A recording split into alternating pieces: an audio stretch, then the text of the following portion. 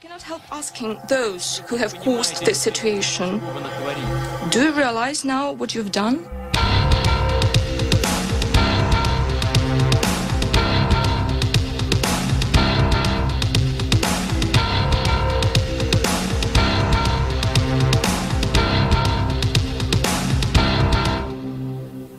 Speaking nearly a month ago, President Vladimir Putin at the International Economic Forum in St. Petersburg, Russia, warned the group of international journalists there repeatedly that Europe, the United States, and Russia were drifting towards full-scale war.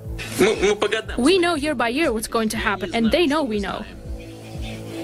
It's only you that they tell these fables and you buy it and spread it to the citizens of your countries. Your people do not feel a sense of the impending danger. This is what worries me. How do you not understand that the world is being pulled in an irreversible direction? That is the problem. But they pretend like nothing's going on. I don't even know how to get through to you people anymore. And the big news is, a month later, almost a month later, after we first reported on it, in mid-June, there has been almost no Western coverage of it at all. And that's exactly what Putin was getting at. Whether you love Putin or hate Putin, if the leader of Russia, with thousands of intercontinental ballistic missiles and cruise missiles, is telling the West, I don't know how to get through to you, your media is controlled, you're being manipulated, NATO is putting missiles on our borders, we're having to move missiles in, you've overthrown Ukraine, you're on an offensive, you're funding and protecting radical Islam, do you know what you've done? Do you know what you've done, as he said at the UN, destabilizing the Middle East? Why are you doing this?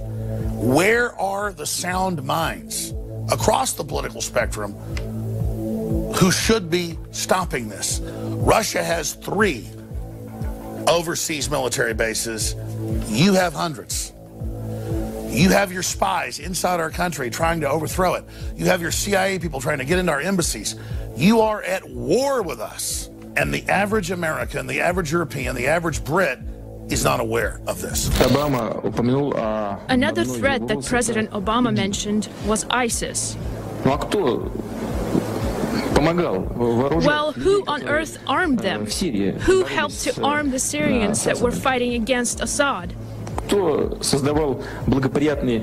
created the necessary political climate that facilitated this situation? Who pushed for the delivery of arms to the area? Do you really not understand as to who is fighting in Syria? But the issue of a major world leader saying that we're moving to the brink of war, and it's not in our news, that's the big story. It shows how incredibly controlled things are. Deutsche Bank, one of the biggest banks in the world, is plunging right now. Much bigger than Lehman Brothers. If it continues, it'll make 2008 look tame in comparison. Elites are building armored fortresses and redoubts all over the world, admitting they believe collapse is coming. Governments are digging in. Russia is digging in. Our supposed government is collapsing our borders and bringing people in with diseases and ignoring the Supreme Court rulings. It seems an age of madness or megalomania is now upon us. We've seen great evil out of Russia. We've seen great evil out of Germany. We've seen incredible evil out of communist China. But America has had its problems as well, and now we see Europe and the United States and the whole Anglo-American establishment filled with hubris and arrogance, just violating domestic laws, persecuting the press, leaking classified material and getting away with it. This is the stuff that collapses and major wars and calamities are made of, and most historians point out the parallels between the start of World War I and what we now see happening today, and the parallels with the start of World War II and the climate politically we see today. Even the Pentagon admits that we're probably witnessing one of the most unstable periods in human history right now.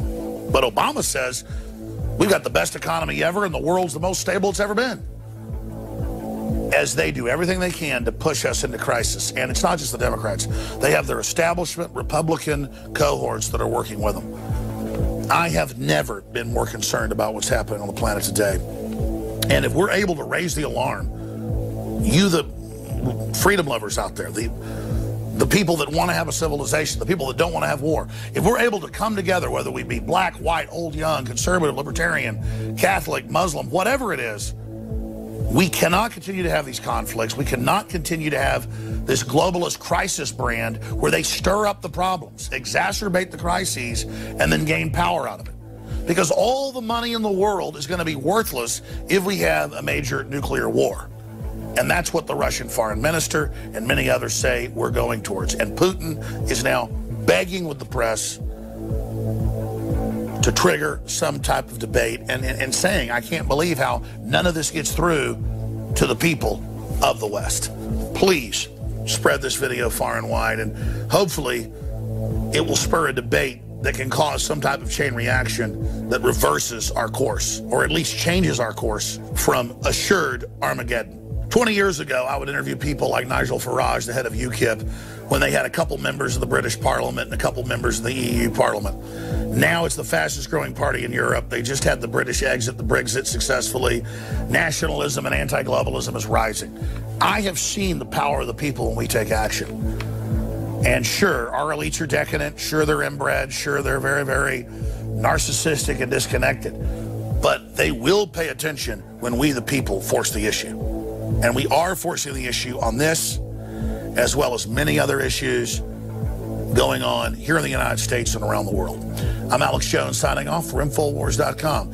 If you're watching or listening to this transmission, you are the hope. You are the resistance.